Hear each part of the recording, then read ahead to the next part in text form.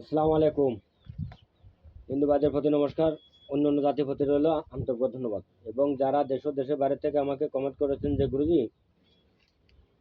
আমাদের বশীকরণ চালানি একটি নকশা দিন, বশীকরণ চালানি একটি নকশা। তবে দেখেন, আমি আপনাদের মাঝে আজকে যে নকশাটা উন্মুক্ত করে দিচ্ছি, আপনারা নিয়ম শোনেন এবং নিয়ম শুনে এবং আপনারা কি করবেন, এই যে নকশাটা আমি আপনাদের মাঝে দেখাবো, এই নকশাটা আপনারা স্ক্রিনশট দিয়ে 5টা নকশা বের করবেন। 3টে নকশা 3 দিন বড়োর খড়ি দিয়ে যে কোনো চুলার আগুন নিয়ে জ্বালাবেন। আর 2টো নকশা একটা কবরে পুঁতবেন, একটা শ্মশানে পুঁতবেন। এবং আজকে একটা জ্বালাবেন, শনিবার থেকে শুরু করবেন, শনিবার একটা জ্বালাবেন, রবিবার একটা জ্বালাবেন, সোমবার একটা জ্বালাবেন।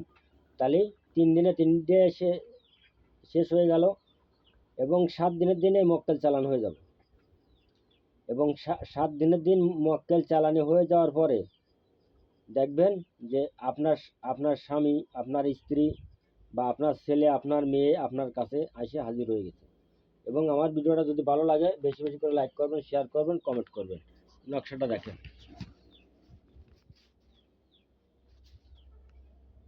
এই হচ্ছে নকশা।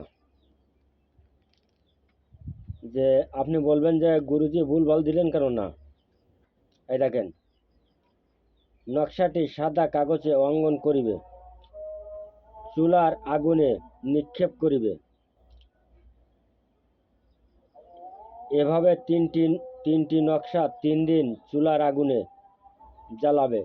ইনশাল্লাহ 7 দিনের মধ্যে কাঙ্ক্ষিত ব্যক্তি বিয়ে করা হয়ে ছুটে আপনার কাছে আসতে বাধ্য হবে। নকশাটি পরীক্ষিত।